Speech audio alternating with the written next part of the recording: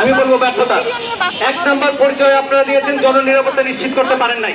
আজকে 1.5 মাস হয়ে গেছে, এখন পর্যন্ত কোনো জায়গায় আপনারা কোনো রকম কোনো প্রশাসনিক জায়গায় আপনারা সফলতা দেখাতে পারেন নাই। কেন আপনারা ব্যর্থ হয়েছেন সেটা আপনারা জনগণের কাছে পরিষ্কার করেন। আমরা আপনাদের পাশে দাঁড়াতে চাই, আমরা আপনাদেরকে হেল্প করতে চাই। আপনারা যদি না পারেন আরো অনেককে যুক্ত করেন। এখানে আপনারা যে কজন আছেন সেই কজন দিয়ে একটা রাষ্ট্রের প্রকল্প তাকে পরিচালনা করার জন্য যথেষ্ট নয়, এটা আমরা ফিল করি।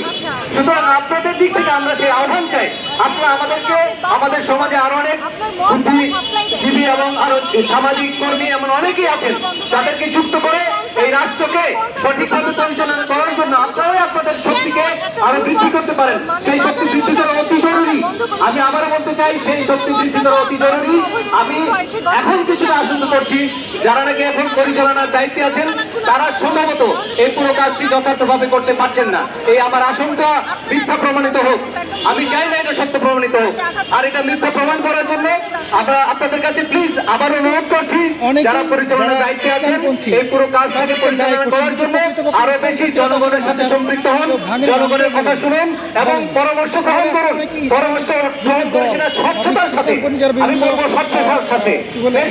অস্পষ্টতা তৈরি হয়েছে, সেই অস্পষ্টতা জনগণের মধ্যে বিভ্রান্তি তৈরি করছে। অনেকের মধ্যে প্রশ্নটা হচ্ছে যে কেন এটা হচ্ছে না, কেন এটা হচ্ছে না, কেন জনগণের পাশে আপনার পুলিশ প্রশাসনকে যদি আপনি কাজে লাগাতে না পারেন, আর অনেক রকম বাহিনী আছে, আর অনেক প্রশাসনিক জায়গা আছে, সেগুলিকে কিভাবে অ্যাক্টিভ করা যায় তার অনেক রকমের পরামর্শ জনগণের কাছ থেকে গ্রহণ করুন। সেইটা গ্রহণ করার মধ্য দিয়ে আমরা আমাদের রাষ্ট্রকে নতুন করে তৈরি করার যে সুযোগ পেয়েছি এই সুযোগ হাতছাড়া করা যাবে না। আমরা চাই না বাংলাদেশে কোন রকম ধর্মের নামে যে কোন রকম বিদ্রোহ আগ্রাসন বলবৎ থাকুক। সেই আহ্বান রেখে আপনাদের সবাইকে ধন্যবাদ জানিয়ে এবং লেখক সালাউদ্দিন শুভ্র ভাই, আমি কথা বেশি বাড়াবো না, শুধু 2টা বিষয় বলবো।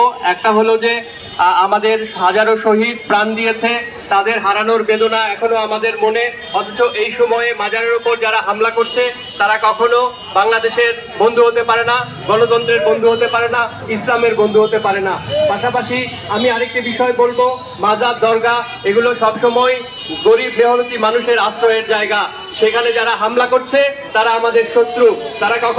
তারা বলে মদ গাঁজার কথা, নানা ধরনের অনিয়মের কথা, অথচ এই সমস্ত জিনিস অন্যান্য অনেক জায়গায় হচ্ছে, বড় লোকদের জায়গায় হচ্ছে, সেখানে কেন তারা হামলা করছে না? এই প্রশ্ন তাদের প্রতি আমার রইল। আর আমি স্বরাষ্ট্র উপদেষ্টাকে বলবো, আপনি যদি নিরাপত্তা দিতে না পারেন আমরা শীঘ্রই আপনার পদত্যাগের দাবি তুলব। সবাইকে ধন্যবাদ।